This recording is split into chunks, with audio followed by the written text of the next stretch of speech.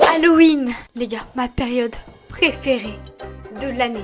Je l'attends chaque année avec impatience. Halloween. Tout ce qui est horreur, monstres, légendes, c'est mon délire, mon petit délire. Aujourd'hui, les gars, on se retrouve pour écouter 3 histoires d'horreur, 3 threads d'horreur qui vont nous mettre dans un bon thème d'Halloween, dans une hyper bonne ambiance pour fêter Halloween aujourd'hui. Peut-être que ces histoires sont vraies, peut-être qu'elles sont fausses, qui sait. Vous avez vu, j'étais un peu dans le thème, mais pour les histoires, je m'en fais ça parce que c'est ridicule. C'est ridicule. Allez, on commence.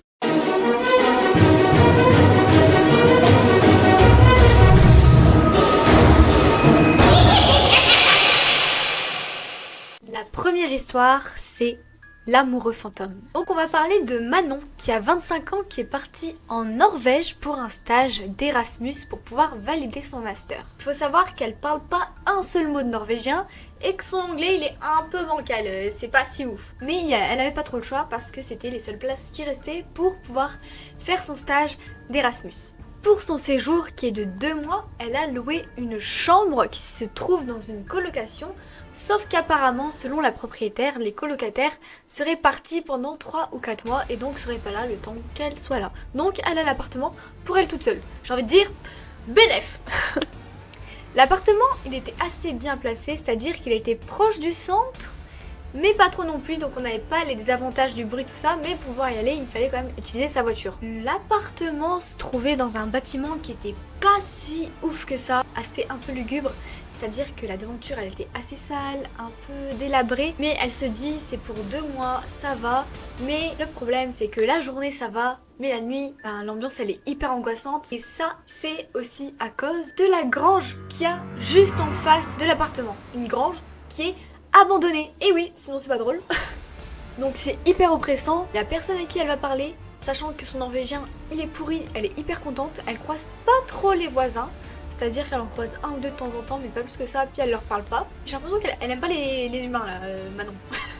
Bref, pour le moment, y a pas de souci. Un jour où le temps était hyper grisâtre et froid, elle a décidé d'aller dans un café pour pouvoir travailler tranquille, chiller, être à l'aise quoi, et un petit peu sortir. Donc quand la neige commence à tomber, elle décide de rentrer chez elle directement pour pas être emmerdée en fait avec la neige et sa voiture sur la route. Comme d'habitude, en arrivant chez elle, elle se gare pas loin de la grange. À côté de son appart, il y a plus de place, comme d'habitude. En sortant de sa voiture, elle ressent un sentiment de malaise. Elle sait pas si c'est dû à la grange qui l'angoisse un petit peu, à l'ambiance qui avec le vent siffle, fait grincer le bois, tout ça, ou si elle est juste observée. Du coup, elle s'empresse de regarder partout autour d'elle, mais personne. Elle se dit qu'elle est un peu parano, entre chez elle, ferme la porte à clé et s'endort. Elle a passé la pire nuit de sa vie. Des cauchemars à répétition, des réveils en sursaut, tout en sueur. Et quand elle se réveille, elle remarque que son lit est dans un désordre. Pas possible qu'elle a jamais vu ça de sa vie, parce qu'il faut savoir que Manon de base, elle bouge pas du tout pendant son sommeil quoi, même quand elle fait des cauchemars, elle ne bouge pas, donc là c'est hyper bizarre que le lit soit aussi en désordre, mais elle se dit, bon ok, peut-être que cette fois-ci mon cauchemar était vraiment intense, c'est pour ça que le lit est en désordre. Donc pas de souci à ce niveau-là, elle panique toujours pas. Le problème, c'est que son mauvais sommeil va se répéter pendant plusieurs jours. Pendant plusieurs jours, elle va mal dormir. Pendant plusieurs jours, son lit sera en désordre. Pendant plusieurs jours, elle va se lever en sursaut. Pendant plusieurs jours, elle aura du mal à manger. Et pendant plusieurs jours, elle aura un sentiment oppressant. Et au fil des jours, elle remarque que certains objets de chez elle ne sont pas à leur place. Un jour, elle va poser ses clés sur son bureau, le lendemain, ils se retrouveront dans la salle de bain. Et même certains autres objets disparaissent. La nuit, elle entend les meubles de ses colocataires bouger, sauf que le problème, c'est qu'il n'y a personne. Du coup, elle appelle la propriétaire pour savoir s'il y a quelqu'un, sauf que la propriétaire lui annonce que les colocataires sont partis pendant 2 ou 3 mois et qu'ils vont pas revenir d'aussi donc c'est sûrement les voisins du dessus qui font du bruit. Jusqu'ici, c'est probable. Sauf que cette situation, elle va durer pendant 1 mois, c'est-à-dire la moitié de son séjour. Les choses continuent d'être déplacées ou disparaître, des bruits la nuit se faisaient entendre, et c'est là que c'est arrivé. Une nuit, elle se réveille en sursaut, dans le milieu de la nuit, paralysée par la peur. Elle ne bouge pas son corps, mais arrive à tourner la tête, et elle voit un homme, à son encadrement porte, en train de la fixer, tout en mangeant ses restes de la veille. Donc le gars il se met bien, psychopathe. Gros psychopathe. Et il la fixe. Après, elle a plus trop de souvenirs, ça fait un peu blackout parce qu'elle a vraiment eu très peur. Elle a été traumatisée, du coup elle se souvient pas totalement de ce qui s'est passé. Jusqu'ici, on pourrait se dire c'est possiblement une paralysie du sommeil. Parce qu'elle se souvient pas de tout, elle était paralysée. Donc moi, j'aurais pensé à une paralysie du sommeil. À partir de ce moment-là, Manon était constamment angoissée, constamment sur ses gardes. Et un jour, lorsqu'elle croise son voisin, elle crut voir l'homme et commença à lui crier dessus, de toutes ses forces. Quand elle vit que c'était son voisin, elle s'est excusée, le voisin a compris, lui a demandé de lui expliquer ce qui se passait. Franchement, hyper sympa le voisin. Et il lui donne son numéro au cas où il se passe quelque chose, au cas où elle a besoin d'aide. Donc franchement, le voisin, pépitas. Une autre nuit passe, et en sortant de sa chambre, elle voit que son salon entier est recouvert de post-it avec écrit dessus Manon. Là, elle pète un plomb, elle se dit c'est le voisin, il se fout de moi, je lui ai raconté mes problèmes et il est rentré par chez moi par effraction et il me fait une blague de merde. Du coup, elle va directement voir le voisin. Elle l'engueule, mais le voisin il comprend pas. Il se dit de quoi tu me parles, Manon, genre. Du coup, là, Manon, elle sent qu'il y a un truc hyper bizarre. Ils vont tous les deux voir dans le salon. Sauf qu'en rentrant, c'est plus uniquement le salon qui est recouvert de post-it, mais l'appartement en entier. Manon, casse-toi! Qu'est-ce que tu fous encore dans cet appartement? Moi, je me serais cassée depuis bien longtemps, qu'est-ce que tu fous? Donc, ils ont enlevé tous les post-it à deux, il repart chez lui. Une autre nuit passe. Cette fois-ci, c'est pas des post-it, c'est une lettre qu'elle retrouve à côté de sa tête en se réveillant le matin. Et dans cette lettre, c'est écrit en français. N'oubliez pas qu'on est en Norvège, avec écrit personne ne te croira, Manon. Même si tu me fuis, je te retrouverai. Je t'aime, tu es à moi et rien qu'à moi. Mais là, elle panique, mais d'une force. Mais Manon, il est temps de paniquer. Il est temps de paniquer, c'est pas quand le tueur est devant toi qu'il faut paniquer, enfin je sais pas, bref. Elle essaye de sortir de sa chambre, la porte est bloquée. Elle hurle de toutes ses forces, tape dans les portes, tape dans les murs. Heureusement, le voisin qui l'a aidé hier, il a entendu, il enfonce la porte d'entrée, mais elle l'entend crier à son tour. Le voisin découvre une scène d'horreur. L'appartement est ensanglanté. Il y a des cadavres d'animaux absolument partout. Elle fait sortir Manon de la chambre, et quand Manon lève les yeux, écrit sur le mur Manon, je t'aime. Avec le sang des animaux qui ont été tués, il se trouve partout dans son appartement. Alors là, elle veut rien savoir, elle prend ses valises et elle se casse. Elle a même pas appelé les flics. Manon, Manon. Elle va séjourner dans un autre endroit. Pendant qu'elle séjourne dans l'autre endroit, il n'y a aucun souci, elle a pas de problème. La proprio, par contre, elle a étouffé l'affaire de cet appartement, donc ça se trouve c'était déjà passé des dingueries. Et quand elle rentre en France, elle trouve dans sa boîte aux lettres une lettre avec écrit « Le rouge te va si bien ». C'est une giga dinguerie. Et on n'a pas la suite de cette histoire, on sait juste que Manon a déménagé de ville en ville pour échapper au mec, mais que ça a jamais marché, qu'elle a coupé tous ses réseaux sociaux, au cas où il l'a pisté avec, elle a tout coupé, elle a fait que bouger. Mais ça me fait trop peur. En fait, j'ai plus peur des trucs qui sont plausibles, que c'est possible d'arriver dans la vraie vie que les trucs paranormaux. Vous voyez, ce qui me fait plus peur, c'est plus les fous, les psychopathes comme ça que les fantômes ou les trucs paranormaux surnaturels. Que je me dis, il y a plus de chances que ça arrive. Ça peut arriver à n'importe qui, des dingueries comme ça. Qu'un psychopathe prenne pour cible, truc comme ça peut arriver à n'importe qui. Ça me fait trop bader. Bref, on va passer à la deuxième histoire. On va nommer un quartier serein. Cette histoire va parler d'un adolescent de 15 ans qu'on va appeler Ryan. Alors Ryan, il vit seul avec sa mère dans une petite maison, dans un quartier tranquille. Il n'y a jamais de problème, il s'entend très bien avec les voisins. Bref, c'est un bon quartier serein, sans danger, où ils se sentent en sécurité. Donc la mère de Ryan est toute seule à s'occuper de Ryan. Donc elle travaille énormément, elle est vraiment hyper courageuse. Elle travaille jusqu'à tard le soir pour subvenir aux besoins de son fils. Ce qui fait que souvent, Ryan est seul jusqu'à très tard le soir, voire très tôt le matin. Donc, un jour, sa mère lui dit qu'au soir, elle devra faire des heures supplémentaires et que du coup, elle va rentrer un peu plus tard que d'habitude. Elle dit à Ryan de se coucher un peu plus tôt parce que le lendemain, il commence à 8h. Mais est-ce que Ryan va le faire? On se sait là. Là, sérieux, on l'a tous fait. Non, Ryan va continuer à jouer aux jeux vidéo jusqu'à 2h30 du mat. Oui, il s'en fout. Sa mère, elle lui a dit d'aller se coucher. Est-ce qu'il va le faire? Non, il a 15 ans. Il fait sa crise d'ado. Il est 2h30 du matin quand Ryan entend la porte d'entrée s'ouvrir. Sa mère est donc rentrée un petit peu plus tôt du travail. Donc, il s'empresse de tout couper et de se mettre dans son lit, de faire semblant de dormir. Donc, il est dans son lit, il ferme les yeux, il entend les escaliers grincer petit à petit, jusqu'à s'arrêter devant sa chambre. La porte s'ouvre, il entend des bruits de pas arriver jusqu'à lui et sent un baiser sur ses joues. Sa mère lui fait un petit bisou de bonne nuit.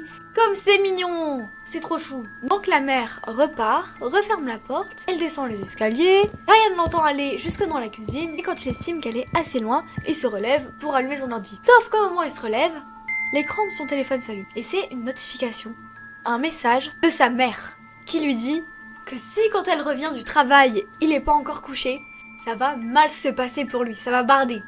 Sauf que là, Ryan il dit mais attends, Ma mère, elle est pas encore rentrée du boulot.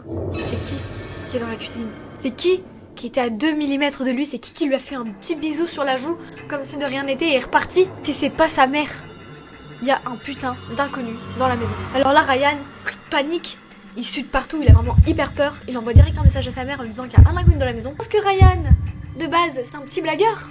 Sa mère le croit pas du tout. Elle pense qu'il lui fait une blague. Il est mal, il est dans la merde. Donc il se lève, il se met dans un coin assez éloigné de la porte, au cas où il se passerait quelque chose, et il appelle les secours. Il explique toute la scène aux secours, tout ce qui se passe. Les secours lui disent de se cacher et de les attendre. Sauf que le problème, c'est que la porte de sa chambre, eh ben, elle n'a pas de clé. Du coup, elle passe sur ma clé, il peut pas s'enfermer. Et s'il déplace les meubles, ça va directement alerter l'inconnu qui va monter. Donc il se lève, se dirige vers la porte. Mais au moment où il se dirige vers la porte, c'est la porte qui vient à lui.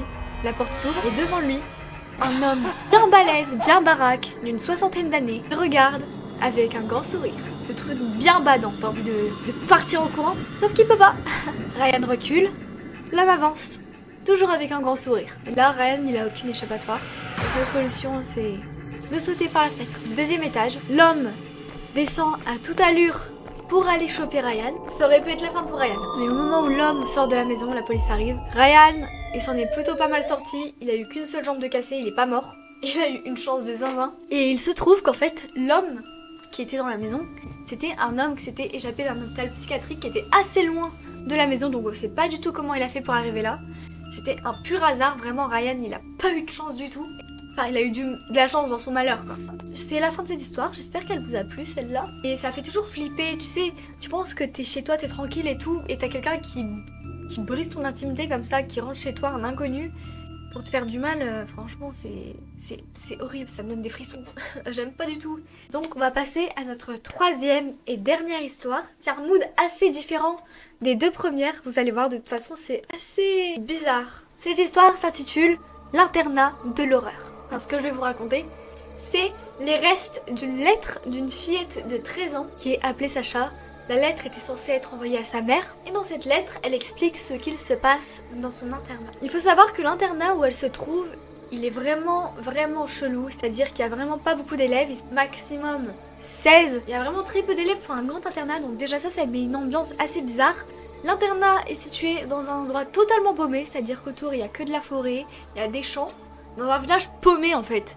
Et même le village, il n'y a personne, il est hyper bizarre. Quand tu croises 2-3 personnes, ils sont là, ils tirent la gueule, ils te regardent même pas. Bref, c'est hyper bizarre. Ça met déjà une ambiance hyper glauque en fait. Donc, Sacha était avec son ami Jules en train de jouer avec d'autres camarades dans la cour. Ça fait un moment que Sacha a remarqué quelque chose d'étrange dans cet internat. C'est qu'il y a de moins en moins d'élèves. Certains élèves disparaissent et ne reviennent jamais. Selon les surveillants, ces enfants seraient retournés chez leurs parents ou alors parfois partis en vacances. Bref, ils ont toujours une excuse pour la disparition de chaque enfant. Et un enfant qui disparaît quand on est 15, franchement, ça se remarque plutôt vite. Donc Sacha, elle est toujours un petit peu sur ses gardes et elle comprend pas trop pourquoi les autres élèves ne remarquent rien. C'est comme si leur cerveau il était lobotomisé. Elle continue de jouer avec son ami Jules et au bon moment, Sacha en a marre et décide d'aller faire un petit tour. Donc elle marche autour de la cour, sauf qu'elle se rapproche assez des grillages qui entourent la cour, ce qui va pas du tout plaire aux surveillants qui vont la disputer et la punir pour ça. Vous avez quoi cacher les gars? C'est hyper bizarre. Donc la journée passe, Sacha est punie tout le reste de la journée, vraiment pas du tout excessif comme punition. Donc c'est l'heure du repas du soir, elle est avec ses autres amis en train de manger son petit steak frité à la cantine. Franchement, ils se mettent pas mal. Et pendant qu'ils mangent, ils discutent entre eux, ils rigolent, etc. Il y a une surveillante qui s'approche de Jules. Jules qui se trouve juste à côté de Sacha. Donc elle entend tout ce qu'ils vont se dire. La surveillante s'approche de Jules et lui dit que sa mère l'a appelé et qu'il faut qu'il vienne avec elle pour répondre au téléphone. Là, tout à coup, Sacha, elle est prise de panique, elle suffoque, limite elle manque de s'étouffer avec sa nourriture, elle a vraiment hyper peur pour Jules. Elle lui dit de pas y aller, sauf que Jules le prend hyper mal, il pense juste qu'elle est jalouse parce que sa mère l'a pas appelé, le prend hyper mal, ils se disputent et Jules va avec la surveillante. Donc le repas se finit, Sacha elle revoit toujours pas Jules revenir, elle se dit c'est hyper bizarre, donc elle va voir un surveillant et lui demande pourquoi Jules est toujours pas revenu en fait. Le surveillant lui dit que Jules se sentait hyper mal après avoir parlé à sa mère, elle était vraiment hyper triste, elle lui manquait de fou, du coup ça lui avait coupé l'appétit et qu'il était parti aller se coucher. Là Sacha elle se dit mais c'est hyper bizarre, attends on a 13 ans, on va pas être triste parce qu'on a parlé à notre mère. Elle se contente de sourire, d'acquiescer et de retourner avec ses amis. Le temps passe, il est l'heure d'aller se coucher. Sacha attend dans son lit. Il faut savoir qu'ils ont une chambre par personne parce que l'internat est vraiment grand et il y a très peu de personnes. Du coup, ils en profitent pour avoir leur chambre chacun quoi. Donc Sacha, en fait, elle attend que le temps passe, que les surveillants aient fini leur ronde, que tout le monde dorme, pour se glisser jusqu'au dortoir des garçons. Quand elle arrive devant la chambre de Jules, la porte est ouverte. Elle toque, personne ne répond. Elle entre et rien. Il y a rien, il y a plus de livres, plus de photos, plus de vêtements, plus rien. C'est comme si il avait jamais existé. Toute trace de son existence a disparu. Donc elle retourne dans sa chambre en courant, regarde dans ses photos si elle est pas folle, mais il manque des photos. Toutes celles où elle était avec Jules.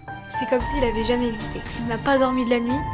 Et le lendemain matin, elle va voir un surveillant et lui dit « Où est passé Jules ?» Le surveillant fait une drôle de tête, elle regarde et dit « Mais c'est qui, Jules ?» Là, Sacha, elle en peut plus. Elle a envie de vomir, elle a des nausées, elle court jusqu'aux toilettes. Quand elle arrive dans les toilettes, une surveillante l'a suivie et lui dit « Ne t'inquiète pas, bientôt ce sera aussi ton tour de parler à tes parents. » Maintenant, la question qu'on peut se poser, c'est « Mais qui est Sacha ?» Waouh, c'est incroyable. Cette histoire, elle est hyper bizarre. En fait, avec cette histoire, on peut s'imaginer tout ce qu'on veut. On peut s'imaginer par exemple qu'il bouffe les enfants, qu'il tue les enfants, que Sacha depuis le début elle était folle. On peut s'imaginer tout ce qu'on veut. Franchement, je la trouve hyper intéressante. Voilà, j'espère que la vidéo vous aura plu. Ces petits threads d'horreur. J'avais grave envie de faire ça pour Halloween. Je trouvais ça hyper cool pour nous mettre dans l'ambiance et tout. Et du coup, comme à notre habitude, cette fois-ci, joyeux Halloween!